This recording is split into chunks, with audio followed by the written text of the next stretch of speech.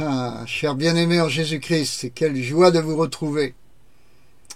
Je viens de finir de prier pour que ce travail de vidéo, la 131, soit un travail béni, bien fait, ouin. Eh bien, j'ai confiance en mon Dieu. Alléluia. Donc, mes amis, vidéo numéro 131, je le répète déjà, avec pour titre d'éliminer tous les faux combats, de notre vie, afin que nous puissions courir sans nous fatiguer. Je suis sûr que ça vous intéresse de courir sans vous fatiguer. Il y a dans ce cas quelques petites règles à respecter et je vais m'efforcer de vous les décrire, de vous les préciser, de vous dire donc de quoi je veux parler dans cette vidéo. Soyez bénis dans le nom de Jésus-Christ, vous toutes et tous qui m'écoutez, merci de le faire. Merci de votre fidélité. Alors, bien-aimés en Christ, le sujet de cette vidéo m'a été inspiré un matin alors que je prenais mon petit déjeuner et qu'ainsi j'étais, comme vous pouvez imaginer la scène un petit peu, entre mon café et ma Bible. Voilà. Et c'est ainsi que je demandais au Seigneur quel devait être le titre de cette vidéo, le thème de cette vidéo, et qu'immédiatement après l'avoir demandé au Seigneur, je reçus dans mon esprit ce verset d'Ésaïe, livre d'Ésaïe, chapitre 40, verset 31. Verset qui dit ceci, je vous le lis. « Ceux qui espèrent en l'Éternel renouvellent leur force, ils prennent leur vol comme des aigles, ils courent et ne se lassent pas, ils marchent et ne se fatiguent pas. » Intéressant, n'est-ce pas? N'être pas fatigué. Bien que nous ayons travaillé. À long terme, même en avançant en âge, frères et sœurs. Alors avant d'aller plus loin, je dois préciser que ma nuit, précédant le temps où j'ai fait cette vidéo, eh bien cette nuit ne fut pas très bonne, sommeil léger, agité, et lever un peu pénible. Voilà. Toutefois, 2 heures après, et même bien avant, eh bien la forme était là. Et je travaillais sur ma vidéo à fort bon rythme et avec une inspiration excellente. Cette inspiration, d'ailleurs, dont je sais d'où elle vient. Vous vous en doutez. D'autant qu'elle m'accompagne, cette inspiration, chaque jour, dans l'exercice du ministère que le Seigneur m'a confié. Chaque jour. Cette inspiration, plus exactement, écoutez bien, a commencé à couler il y a 50 ans. J'en avais 19. Et m'a servi fidèlement, spécialement depuis que je suis dans le ministère à plein temps, c'est-à-dire depuis 30 ans. Et aujourd'hui, suis-je fatigué? La source est-elle tarie? La réponse est non, et catégoriquement. Alors pourquoi ceci? Parce que Dieu n'est pas tarissable. Dieu, notre Dieu, n'est absolument pas tarissable. Et le psaume 65, je crois, au verset 10, dit que les sources de Dieu sont pleins d'eau. Les torrents de Dieu sont pleins d'eau. Intarissablement. Amen. Or, le verset d'Ésaïe 40, verset 31, que je vous ai lu, parle de ceux qui espèrent en l'Éternel. Alors, bien-aimés en Christ, qui sont ceux-là qui espèrent en l'Éternel? Parce que c'est ceux-là qui ne se fatiguent pas. Eh bien, j'en suis convaincu, ils sont des gens qui ont une vie avec Dieu. Une vie avec Dieu. Avez-vous une vie avec Dieu, frères et sœurs? Et quelle vie avec Dieu avez-vous? Ou encore, quel volume, quelle profondeur de vie avez-vous avec Dieu? Je vous pose la question. Lisez Proverbes, chapitre 18, verset 10. Il y est écrit, je cite là encore, « Le nom de l'Éternel est une tour forte, le juste y court et s'y trouve hors d'atteinte. » Être hors d'atteinte d'une mauvaise situation, d'un problème. Je suis sûr que ça n'est pas sans vous intéresser. Alors, frères et sœurs, face à un problème, que faites-vous? Que faites-vous? Je veux dire, vous restez dans le problème ou vous courez vers le Seigneur pour vous mettre hors d'atteinte du problème? Que faites-vous? Oui, frères et sœurs, que faites-vous? Vous restez dans le problème, je répète, ou vous courez vers la solution du problème?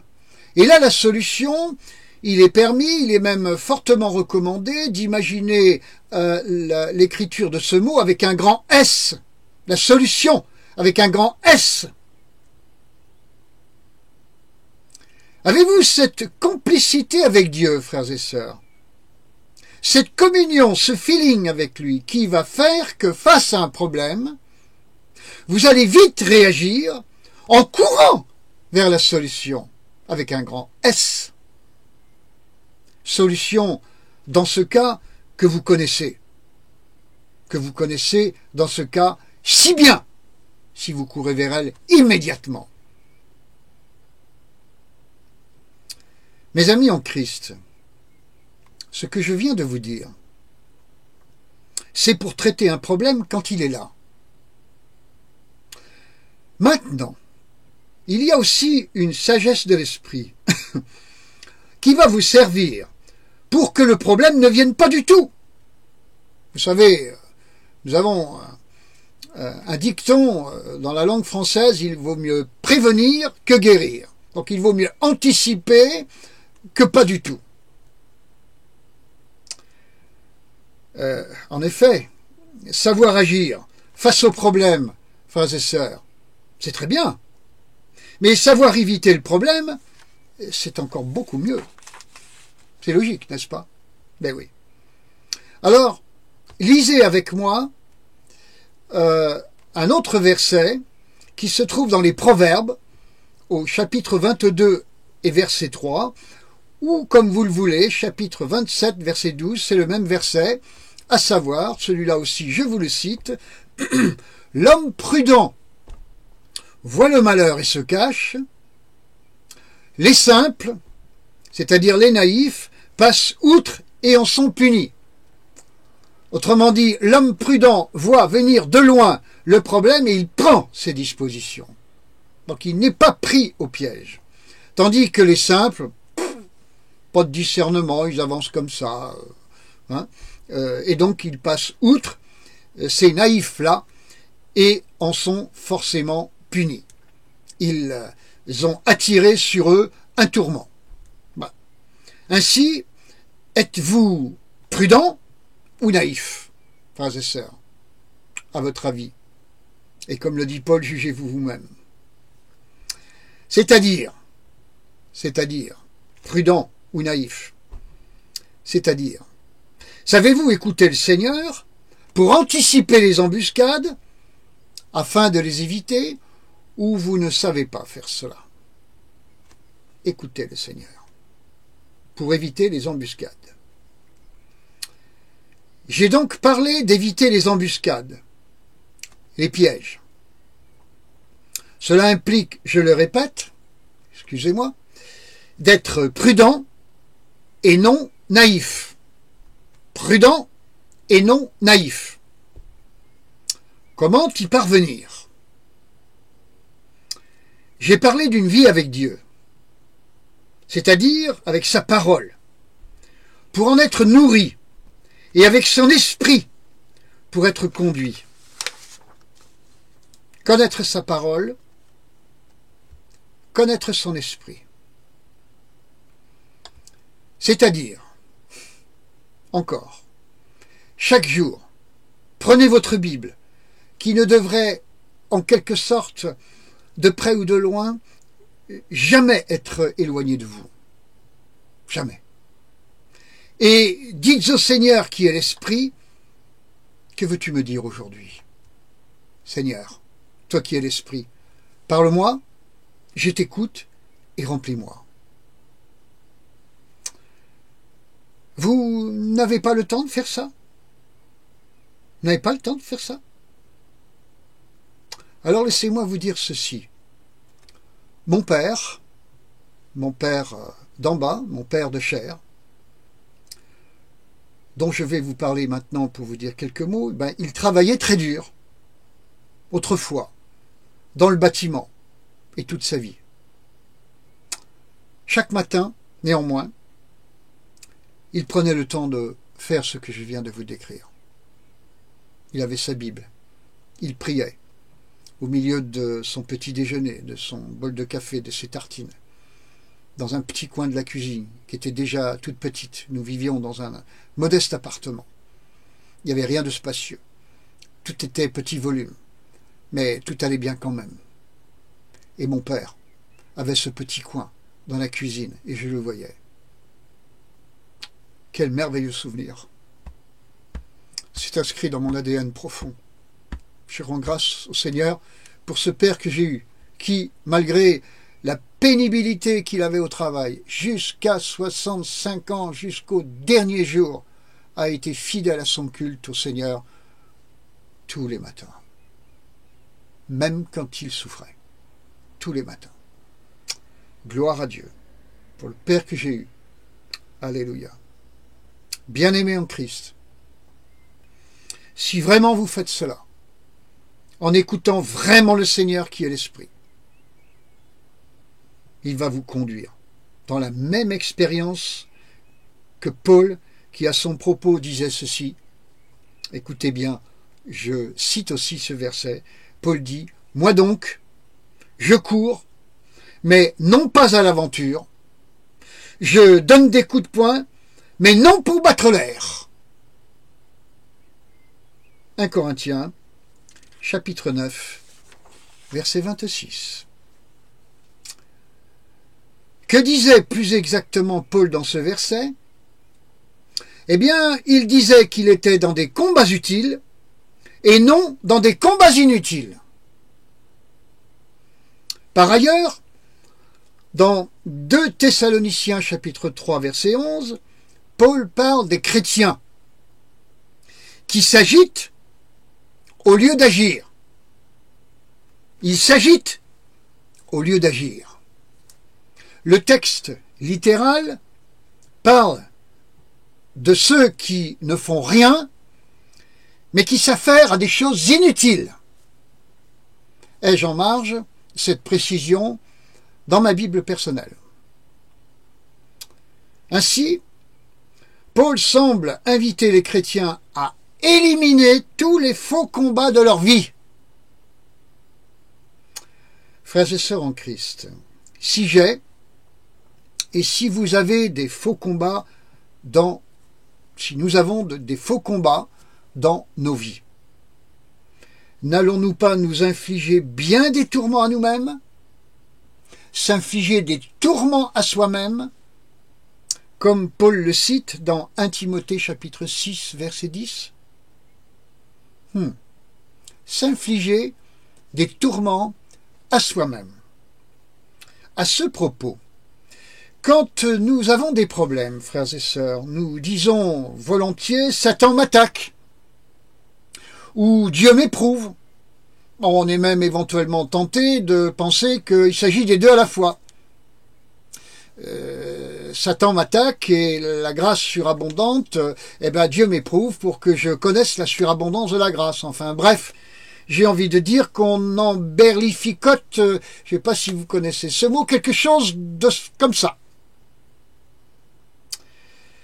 Mais je ne suis pas sûr que l'on dise aussi souvent « Eh bien, je crois bien que dans cette épreuve, je me suis infligé un tournant à moi-même. C'est de ma faute. Peut-être que j'ai été dans un faux combat. Que je me suis trouvé dans l'agitation au lieu d'agir. » Frères et sœurs, c'est tellement plus aisé de dire que Satan m'attaque ou que Dieu m'éprouve, plutôt que d'avouer que c'est de ma faute et je me suis infligé un tourment à moi-même. 1 Timothée chapitre 6, verset 10. Vous savez, nous les humains, même quand on est chrétien, eh oui. Alors, frères et sœurs, de quoi je parle en matière de faux combats?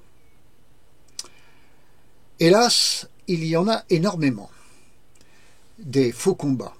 Et l'ennemi s'amuse tellement de voir tant de chrétiens s'y adonner dans des faux combats.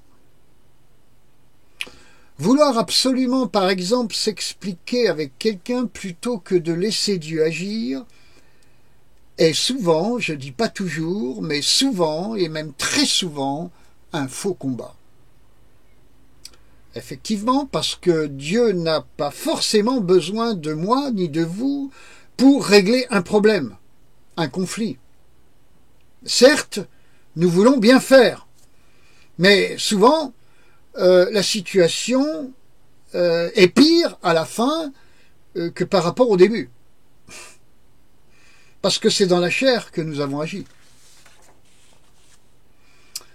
Un autre combat inutile consiste à parler du péché d'une personne, politique ou autre. Péché réel ou supposé d'ailleurs. Pour justifier cela, certains d'entre nous mettent en avant Éphésiens